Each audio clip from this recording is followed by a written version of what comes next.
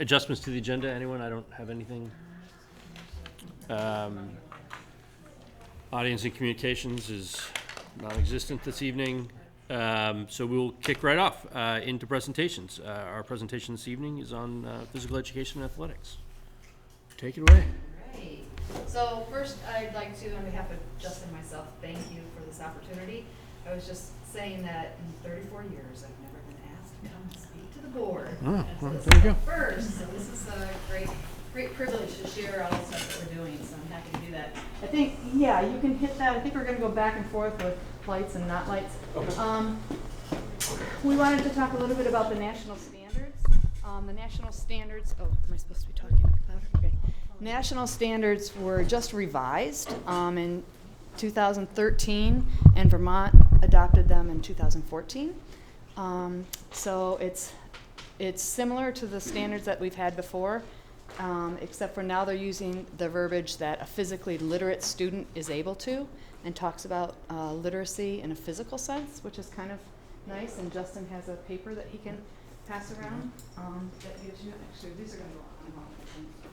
So, and the idea is that the students are able to gain the skills and have the knowledge to be able to be physically active throughout a lifetime. And that's kind of what we're doing, is teaching them how to be physically active for their life and healthy. So those are a copy of the standards. District assessments, about 12 years ago, the phys ed teachers that are all in these other rooms, which I didn't know tonight, we started getting together and talking about what is it that we want our students to know when they leave 8th grade, and that we should all kind of be on the same page. Phys ed across the district is delivered in different ways. We see them twice a week for different amounts of times, depending on the grade level. Williston sees them, don't quote me, but I think they see them 6 weeks on and 6 weeks. They have 2 6-week rotations where they have phys ed every single day. And in Heinsberg, because of space, they have classes that are doubled up with 2 teachers in one space. So we couldn't really say that we have the same programs that we're delivering. And Shelburne has tennis courts, and somebody else has tracks, and so we're really apples and oranges when we were talking about curriculum. But we did get down to what do we want the kids to know and be able to do when they leave 8th grade for phys ed. And so we do have some district-wide assessments, mostly the ones that have been calibrated, where we've gotten together and filmed and kind of looked at the kids so we all are looking through the same type of eyes. We have skipping for 2nd grade. We have some endurance runs for the lower grades, overhand throwing in 4th grade, making sure that they have mature patterns for the overhand throw, because overhand throw is something that you'd use for an overhand serve in tennis or badminton. It just transfers to so many different skills. And fitnessgram assessments, which is a fitness assessment for all students, and that happens in grades 5 through 8.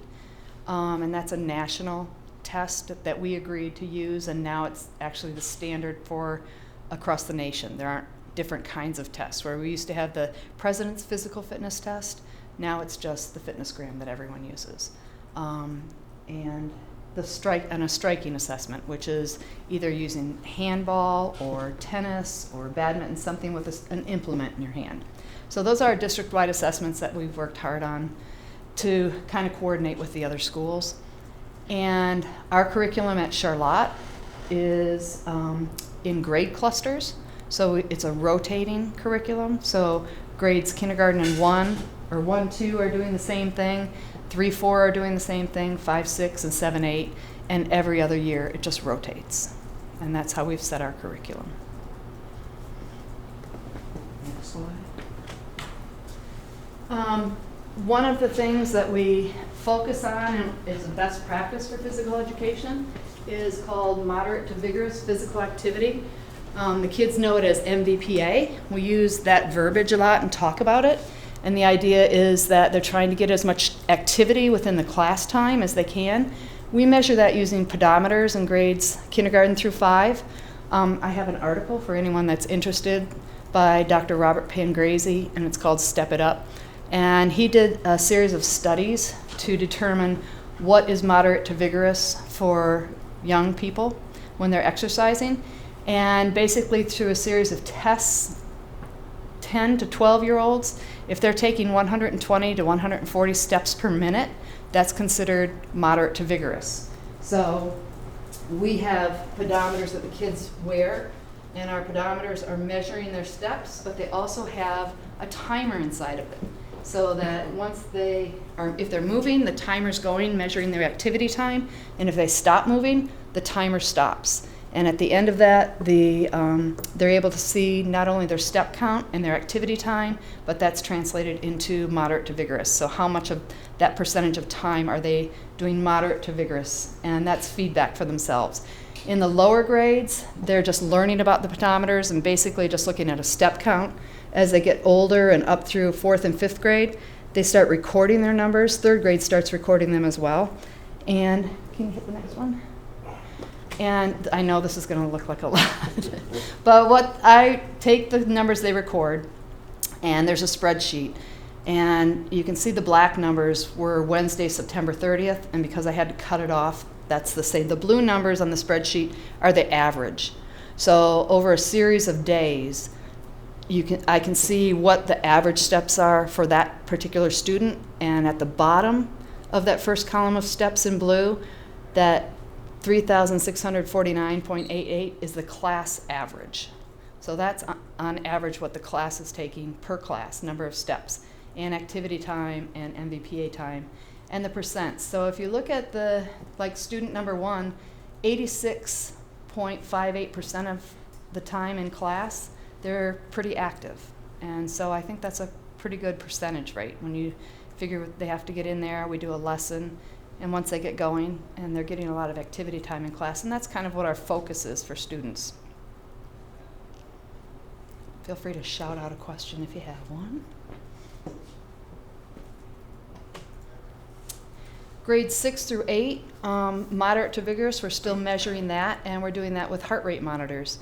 In 2011, I wrote and was awarded a Vermont Department of Education, or Agency of Education now, grant. And all of the students are using heart rate monitors in grades 6 through 8. They start about halfway through 6th grade, learning about them. So they come into class, they hook up the heart rate monitors, and I brought one if someone wants to look at them. But they use their heart rate monitors. By the time they're in, the 6th graders now, everyone's pretty independent. They don't need my help. There's a few glitches here and there, but they're able to come in, get their equipment, get their heart rate monitors on, start their files, and basically what we do is a 15 or 20-minute warm-up with the heart rate monitors. And again, best practice is about 140 as a beginning of a target heart rate zone for 14-year-olds, 13 and 14-year-olds. So they know what they should know what their target heart rate zone is. They can look at their watch and see their own heart rate. And I also have some papers here that, let's just hit these if you would. Justin's going to pass around papers that there's also feedback, their immediate feedback for them, sorry. But also this is a printout of a student, I've whited out the name, but it's gives you data and gives the student data about what they're doing during that class period. And they're expected to just be in the zone when they're working. And below the zone, of course, when they're changing activities and doing other things, that's when they're below the zone. And some of the students get above the zone, which is fine, but really that's not the goal, to be above the zone. The goal is for them to begin to feel what it feels like when they're actually in that target zone. So the grant has been really great. Our responsibility with the grant is just the upkeep of the watches, and so we just need to do minor repairs and battery changes every year, which is what we're doing. I think the next one, I think it's going to be a video. So this video is the kids coming into class. Yep, you can start it. Kids coming into class, and they just grab their stuff.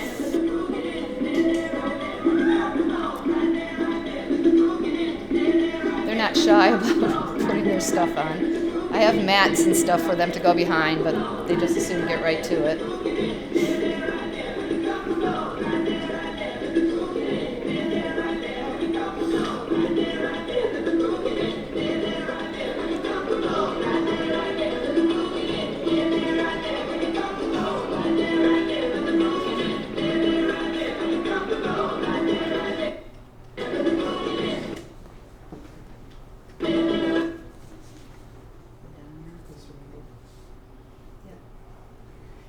so once they get their heart rate monitor on, there's usually, this is a menu board. We had Bill Rich come in a couple years ago and talk to us about different ways of delivering information to students. So one of the ways I do it is a menu board. So they can come in and this is a 20-minute warm-up for them, and they have, on the menu board, they had choices of things to do and trying to stay within the heart rate zone while they're doing these things and ending up with an activity. And they could just self-select some of those. It's not always a menu board, but frequently it is. The heart rate monitors at the top, I call it, are the kids that set up the cleaning station. So the watches and the heart rate monitors are cleaned every day by the students, and then I do a sanitizing of them once a week. Next one. And this is what it looks like when they get going. Just kind of figuring out what they want to do.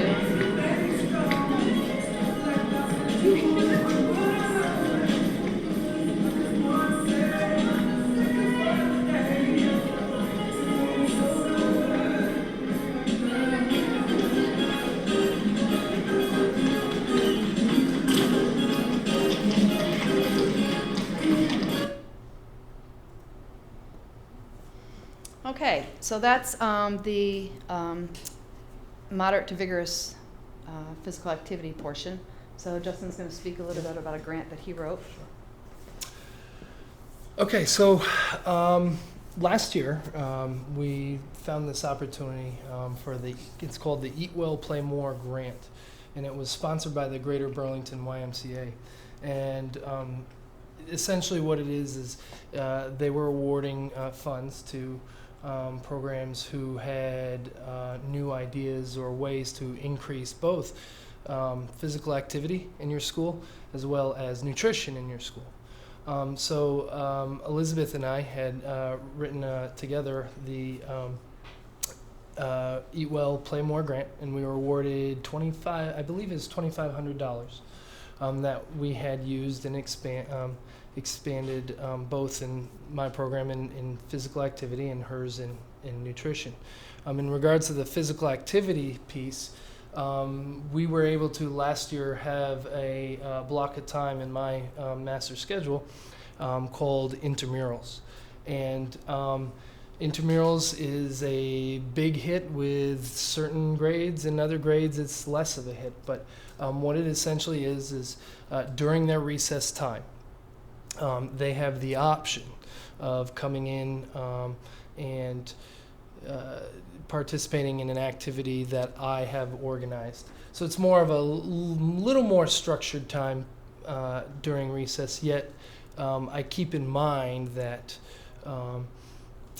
that it is their recess time, and it should be, to a point, their choice. But I think what I've found is most of the kids that are signing up for those are the ones that maybe are struggling at recess. Maybe they don't fit into, they really want to play a soccer game, but they don't want to play at that competitive level at recess.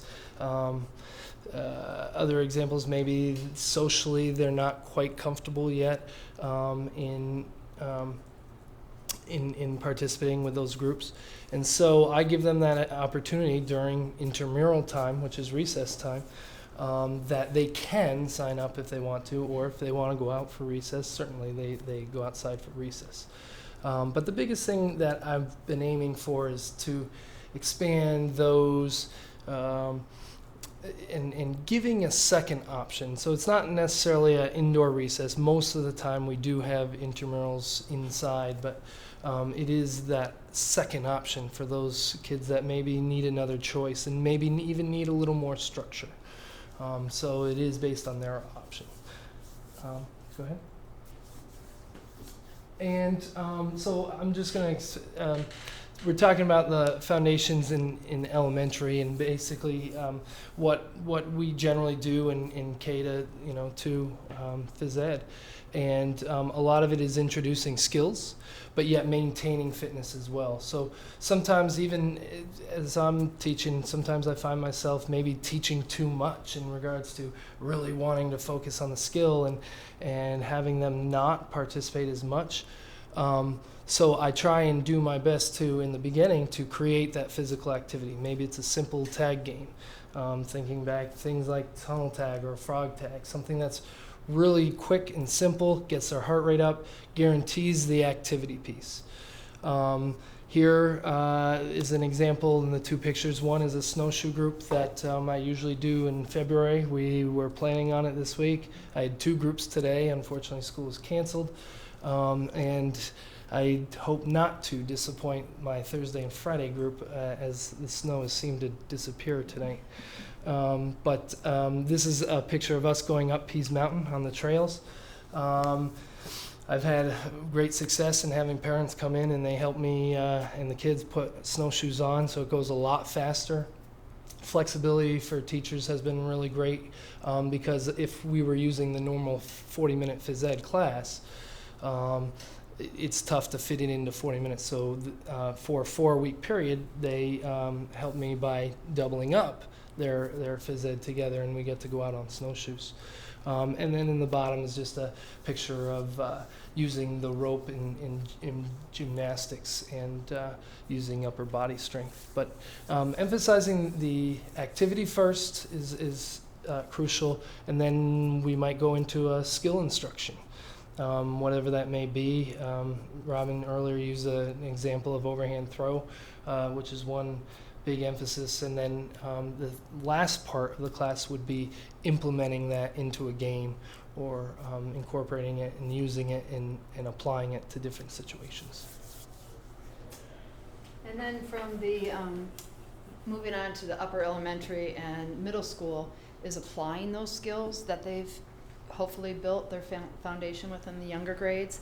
So we're doing all different kinds of activities. Bottom left is flag football, the middle is cricket, and the top right is a volleyball. And I'm finding that some of the activities, the kids, especially in the winter months, they don't want to go outside. The middle schoolers want to stay inside, so volleyball and badminton. We've been running clubs or intramurals for these that are really popular.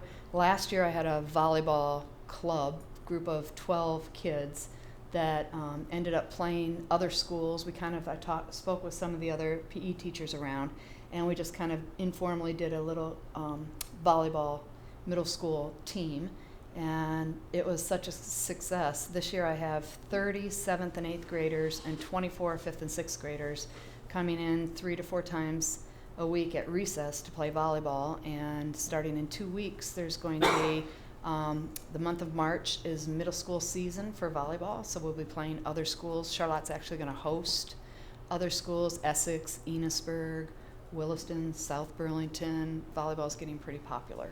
So it's nice. It gives these kids another activity to do, so that if you're not a basketball player in the winter, you can find something to do. So that's a lot of fun. So we don't do everything every year. Like I said, we rotate the curriculum. So we did cricket this fall with the 5th and 6th grade, but they'll be doing something else next fall because we rotate. And the dance.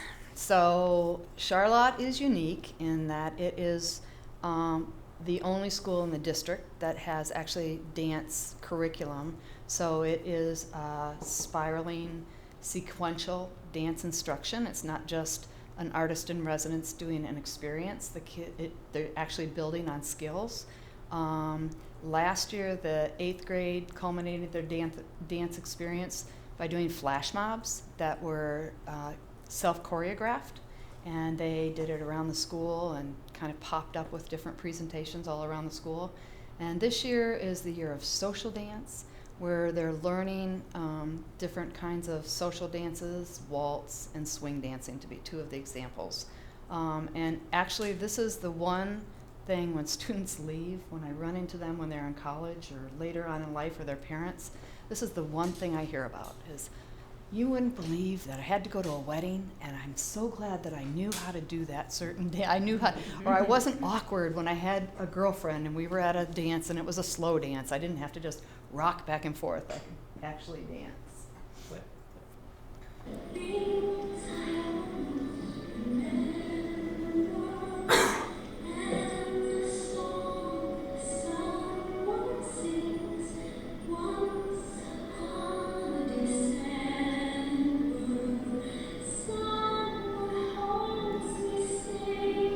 And, you know, for a while, I really worked at kind of pushing this into the curriculum. And now the kids, honestly, they look forward to it. They wouldn't say that they look forward, but they ask, when is it coming? And are we going to do an after school? Are we going to do an evening performance for our parents? And I said, well, if you want to, because I can't require them to come in the evening.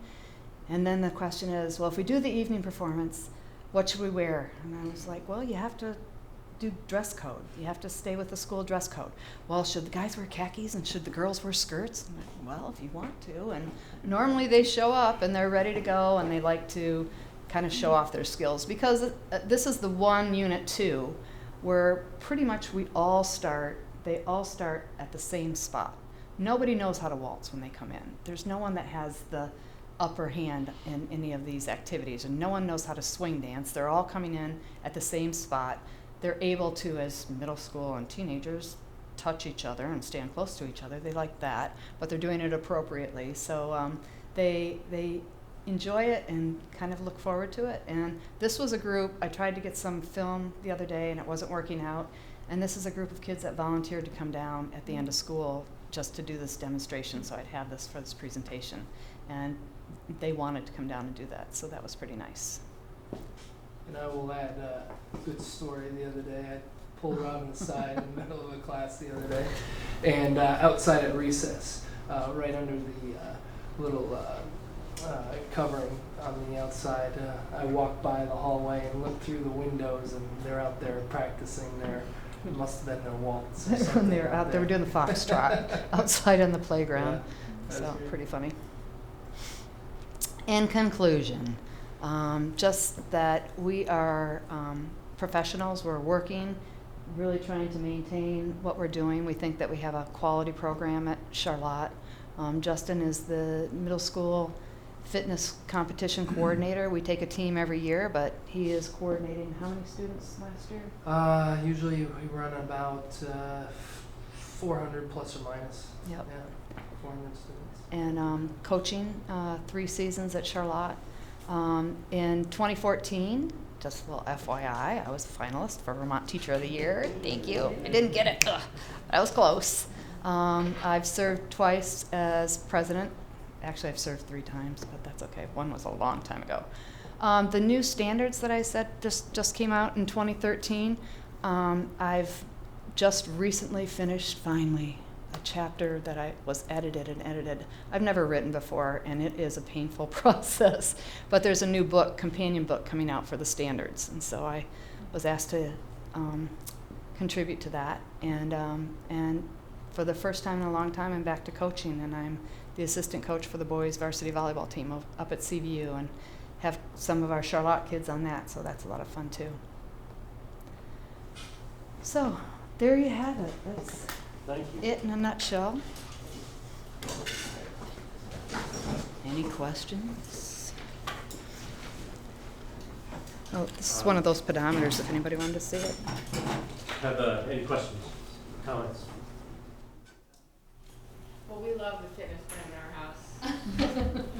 The data is really examined closely, and my extremely inflexible boy really works to improve his flexibility after he Great. gets that data.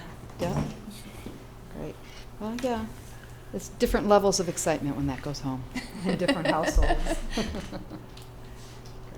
Well, thank you again for your time. We really appreciate it. No, thank you Thank for you. That was coming. great. That was really informative, and we'll try and make it a little sooner than 30 years next time to come back and Have fun. get you on the I'll be there. get you on the docket on a more regular basis. Thank you so much. Thanks, guys. Thank you. Okay. Moving on. 5.0, reports to the board. We're going to start with the principal's report. Barbara, is there anything you want to call out in particular, or? Thanks. So, first thing I wanted to just highlight is the part that says CCS supervision and evaluation. And I'm going to imagine that you're somewhat familiar with the process. So I just will add in a few pieces that I want to highlight a few around it. So the view that the administration has on this process is supporting teachers in their professional growth and truly believing that everybody can learn. The whole process has a focus of supporting someone's self-reflection. So each piece, the whole model comes from the SU, but how we approach it is all based on how to support a teacher's self-reflective process. So, for example, for a formal observation, there is an expectation that there is a pre-observation meeting. And at that meeting, the teacher is invited to share what they would like to work on, what would they like to grow in, what would they like feedback and some focus on. So that actually will focus the attention of the entire process. The next piece is the observation itself, and the method that I use is I actually will write down everything that I see and hear. And the purpose of that is so that there is a record. It's very similar to if you videotaped, only this is an audio, or not audio, but this is my typing it. And then I provide that to the teacher, and then the teacher also has the rubrics, which are based on the Danielson model right now. And the teacher has information that they may not have seen, and they're encouraged to reflect on what are the pluses, the things that they thought went really well, the things that they saw matched up with the rubric of where they'd like to be, and then some deltas, things or areas that they'd like to grow in. And the role that I take is supporting them through questioning. So using a model of questioning and asking things that will elicit self-reflection. My belief is that if someone just comes at somebody with all these things to work on, it doesn't go very far unless it's where someone's ready to work on.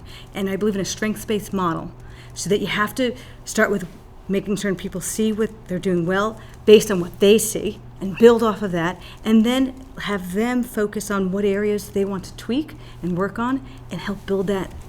So it's a very collaborative process. It's lengthy. So our post-reflection, our meeting, post-observation meeting is more than one time, and often is sometimes 3 times that I'll meet with them, and it's a coaching approach. And so far, it's being met with some positive response of like ahas. Oh, that's interesting, and oh, I want to try this, and the investment is there, so that the teacher then wants to make some of the adjustments. So it's quite it's a very positive process, and probably one of my favorite parts of the job is that coaching piece, working with teachers. It's amazing.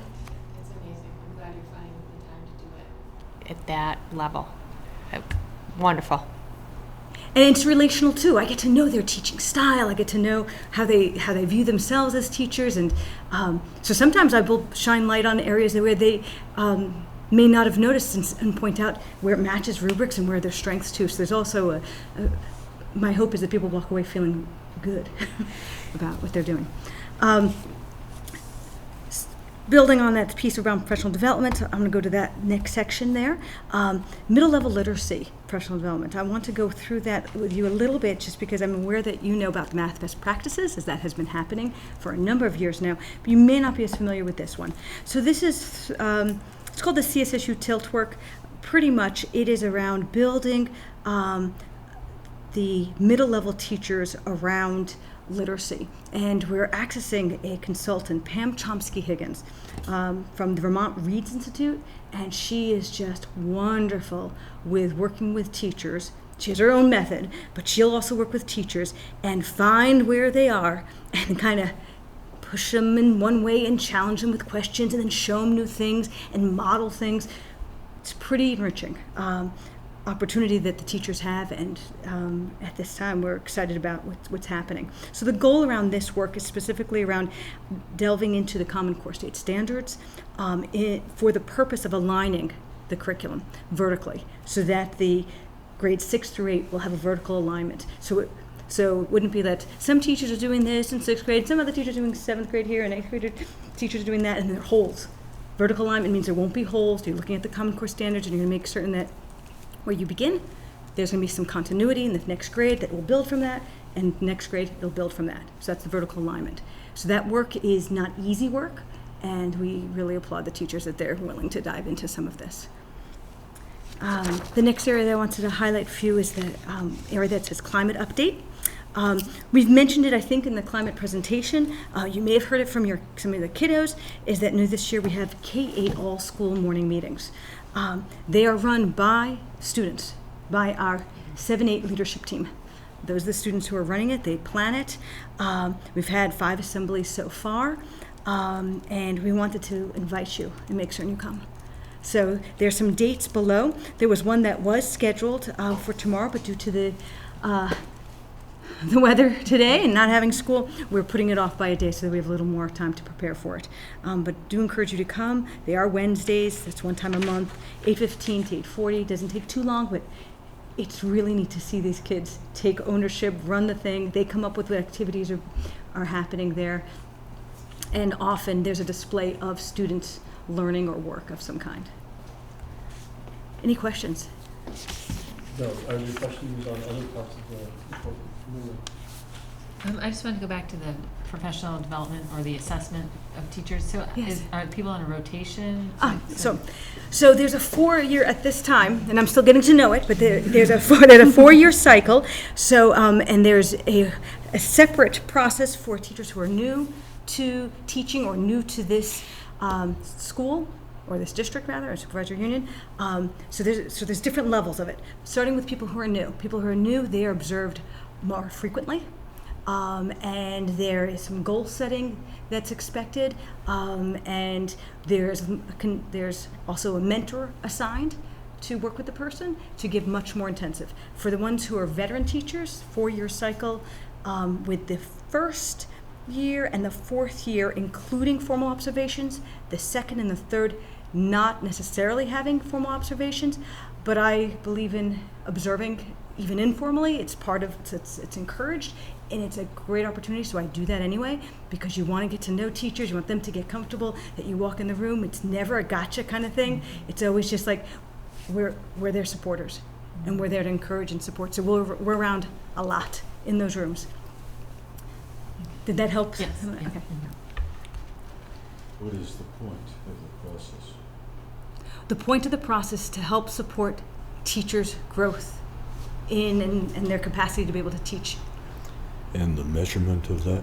The measurement of that is based on rubrics that are created at the SU level. And so there's goal setting that the teachers do. And so they have to do action steps related to those goals that are going to lead towards an end goal of meeting those rubrics, as well as the observations are these as I mentioned, where there's feedback that is given to the teachers, but it's done, as I mentioned, in a way that is really coming from the teacher to improve their process. But the rubric is what you're looking to understand, is that there's a rubric about best practices in teaching. And so it's measured against that specifically. And the evaluation of of achieving these best practices is a matter of opinion, or is there some data connected with this? The Danielson model has been considered best practices, and it's been used and continues to be used by most schools almost all in Vermont for certain. There are different models out there, and there are but they're standards. They're based on standards of best practice for teachers. It's not randomly done by just the SU. And I think typically the conversation is looking at evidence towards. So when you're sitting down with a teacher, it's, what do you think is evidence towards your performance in this area, and then you sharing the same thing. So that's sort of the data piece. Okay. Thank you.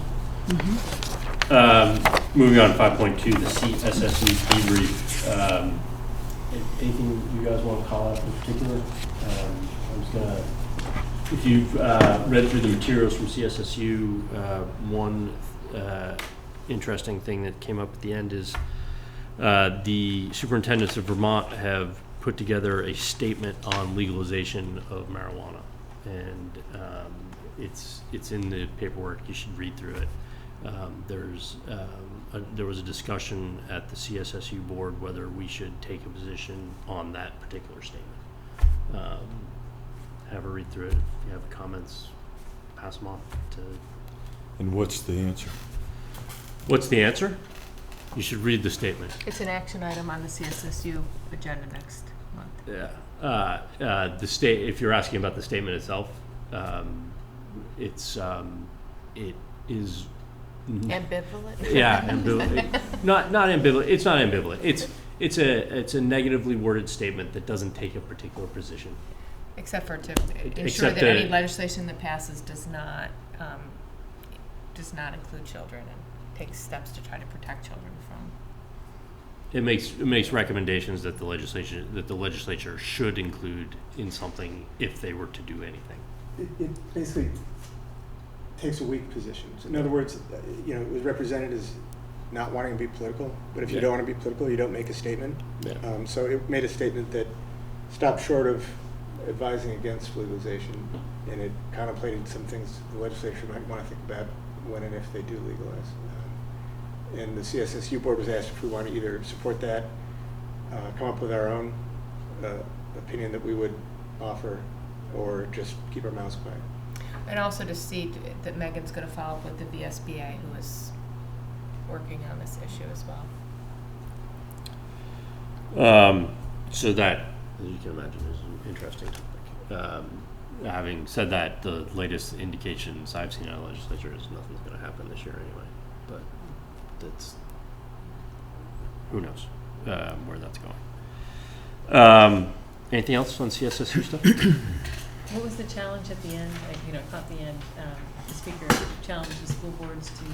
So the speaker this evening, Bob Bick, if I did his name right, was on opioid addiction in Vermont.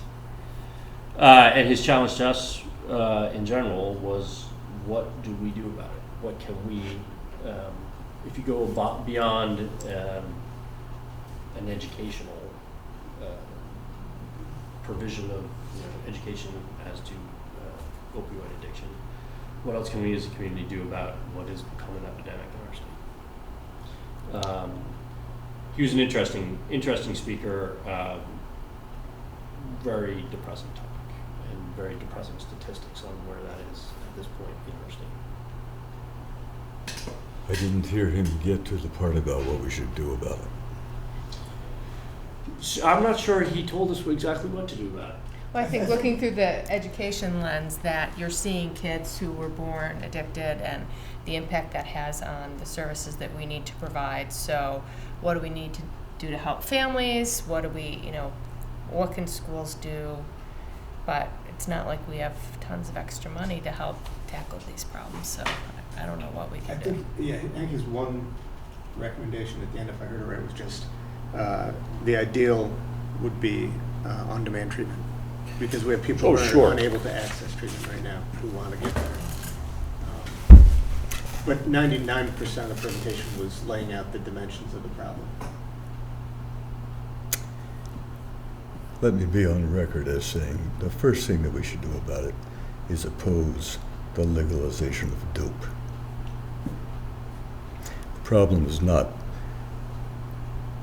part of the problem, of course, is children being born that way. But the real problem is, how did their mothers get that way? Noted. The babies have no choice. People who preceded them had choices. It was interesting. I'd encourage anybody to watch his presentation. Yeah. You might have a more nuanced opinion after you watch him. Not even about that. But I was there. the provision of treatment, which now has a waiting. He works here in Chittenden County. We have good services, quote unquote. When the waiting time to get services is 435 days when you're actually looking for help. We need to do better. But you're right. Obviously, the kids didn't have a choice, whether they were born addicted or whether they're just born into a situation that becomes untenable further along. That's what we are impacted here. Yeah, if I could just ask a sort of, what's going to end up being a follow-up question to a discussion that Megan and I had at the CSSU meeting around Vermont being revealed in the latest Piper's report. They have a higher than average referral to special ed services. U.S. average is 12%, Vermont's 16%. And Megan pointed to emotional disturbance as one of the primary factors that brought us, sort of sticks out in terms of contributing to our higher levels. And after listening to the presentation, I just wonder if how much of that emotional trauma is related to families who are involved in addiction. I would say that the specific to childhood trauma and the impact on the brain and the impact on how we need to address kids who grow up in trauma is probably one of the biggest things facing our system. I mean, there's been, Charlotte's done sort of school-wide professional development on that. It really is and that's not just a special ed issue, but I would say that kids who are found eligible as kids with emotional disturbance, and this is without actual, this is more kind of anecdotal, but I suspect it would be supported if we were to look into it, that a high percentage of those kids are emotionally disturbed because of childhood trauma.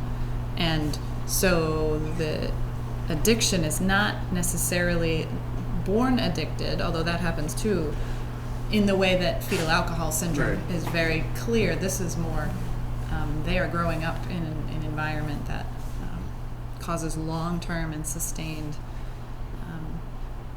damage. So in terms of those children in a traumatic environment, right. A lot, would you say like a primary cause of that would be families where there's addiction, or is it? It's certainly high cause of it. I would also point out that I think it's more even than a special ed issue. One of the things is in Chittenden South, we are still in the 11.78-ish percentage eligible for special ed, so we aren't as high as the state.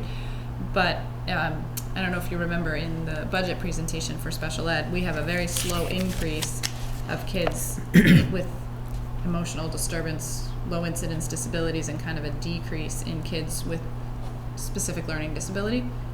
And that's a reversal in trend on both those numbers from the past. And whether that's solely tied to trauma and addiction, probably not solely, but definitely part of it. Thank you. Honestly, I've been on the board for 3 years now, and I never thought we'd be talking about heroin addiction at the CCS school board meeting. But it's a problem that's in Vermont has gotten to an epidemic stage. It's pretty crazy, and I'm glad we're talking about it. Anything else? 5.3, the second quarter FMR.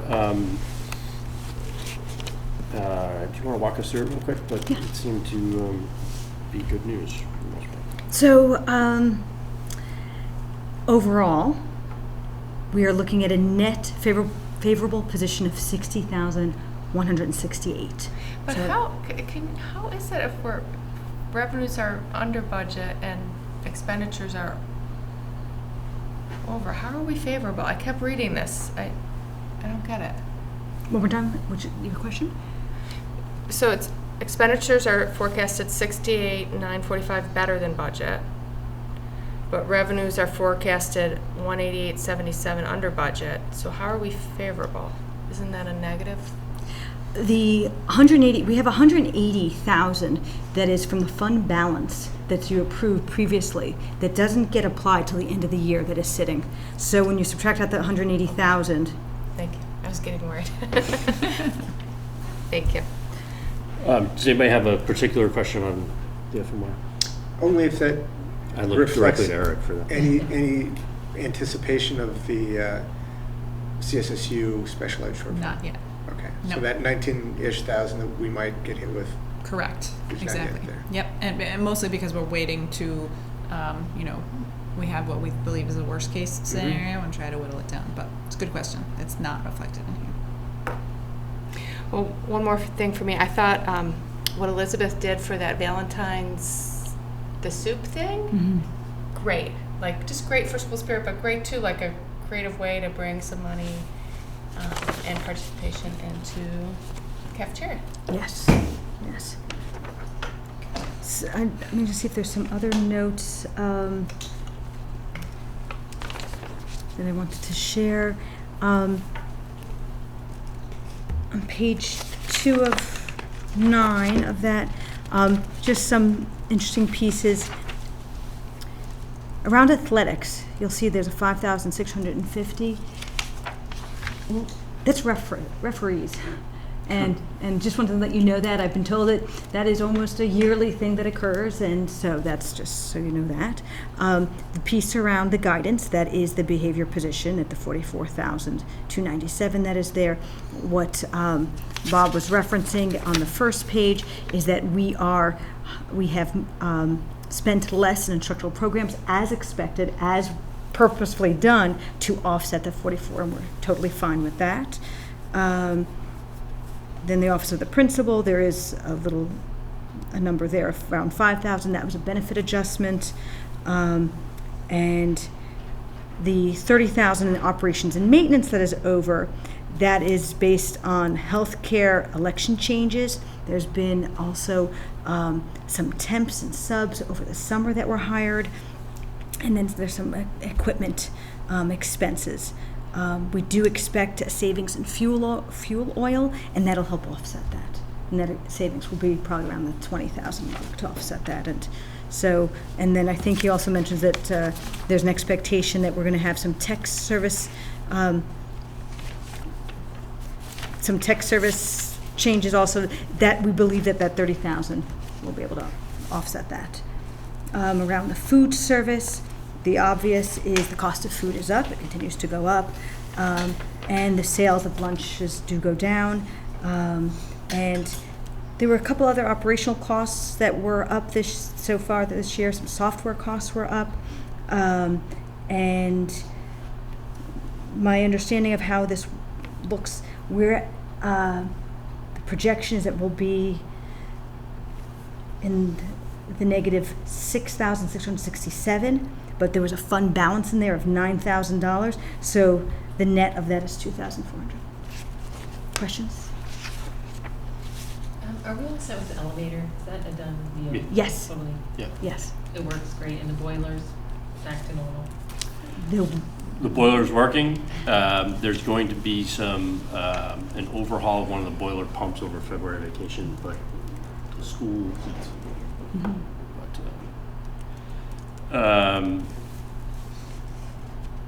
Anything else on the FMR? Discussion matters. 6.1 policy. 6.1.1 the bus discipline. Do I have any discussion on the policies presented? Or I'll put them both together. Either one, the transportation or the bus discipline policies. They seem pretty straightforward. 6.2 budget info meeting prep. I will get together with Bob and do the usual presentation, PowerPoint presentation. Barbara has nicely worked on a handout budget sheet that will be available. Do we have updated numbers relative to any of the changes that were made? The only thing we really know is that we're underneath the cap. So, we may not know final tax numbers till like May, and that's out of the legislature. I don't know why it is. I do not understand.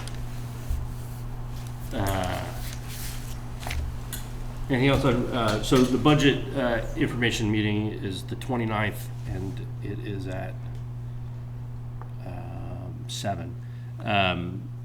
Either right before or right after us is a townwide meeting on Article 9 in the so that we actually expect a few people in the audience this year to be there, not necessarily for us. We'll kind of be like the show that follows Seinfeld or something, but we'll have carry-on audience.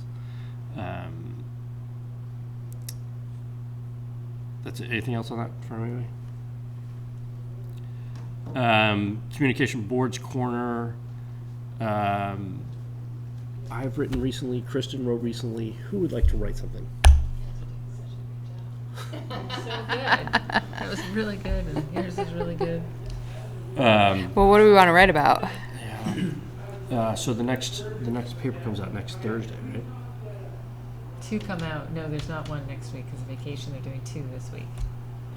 Yeah, I guess I'm going out of town on Friday. I just can't. Sorry. So I'll talk to Alex and see. I'll see what I can do.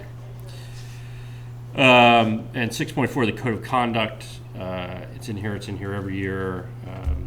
This is the conduct of the board. Do you have any particular discussion on the code? There'll be an action item next time to adopt or not. Okay. Action matters. There's treat date, May 26th. It's the Thursday before Memorial Day weekend. Does anybody have a particular problem? Do I have a motion to set? I move May 26th. Non-controversial, I like it. Do I have a second? Second. All those in favor? Aye. Any opposed? Okay.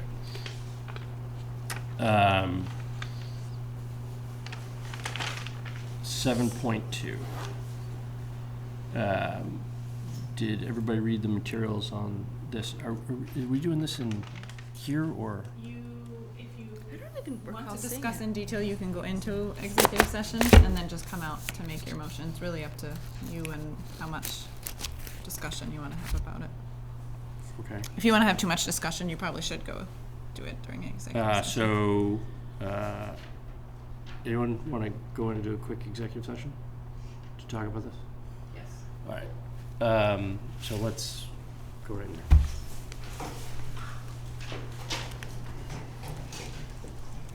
Barbara, you can come.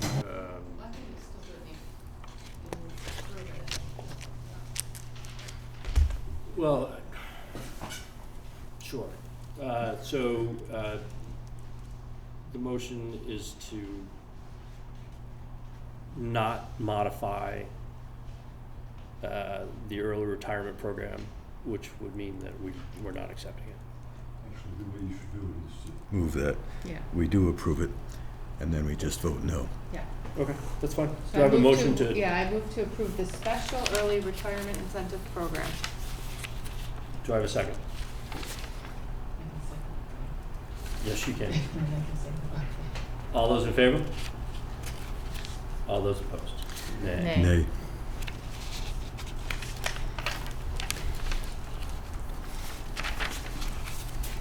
All right. 8.0 consent agenda. Does everybody need to pull anything out of the consent agenda? Pretty straight again. Do I have a motion to approve the consent agenda? So moved. Do I have a second? All those in favor? Aye. Opposed? Abstain. Abstain. One abstention. Director's comments, 9.0. Clyde, do you want to start? Excuse me. Oh, sorry. We have some other. We don't have to approve director's orders or adopt those policies. They were part of the consent agenda. Oh, I'm glad I abstained then. Director's comments. I hope that we all understand that regarding the financial report, we're not really in a positive situation. And that's pretty much how we got into having to take $180K out of that fund this time around. Kristen? Susan? Eric? So I'll say one thing. Kristen Wright, this is your last regular board meeting. Thank you for your service, and I know you still have to show up on the 29th, and we're going to make sure you're there. I'll be there. But your service is noted and appreciated. Thank you. How I really long enjoyed were you it. on the board? 6 years. 6 years. And so actually, that brings me to a second point. It was pointed out in the CSSU meeting that Clyde Baldwin is about to enter his 25th year on this board. So thank you.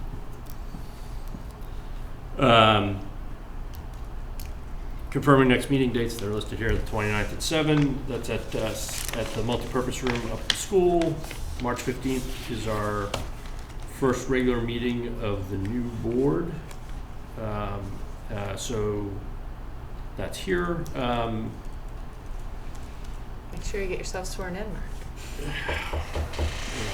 Mark. And one final thing, we were having an executive session to end. So thank you all for coming.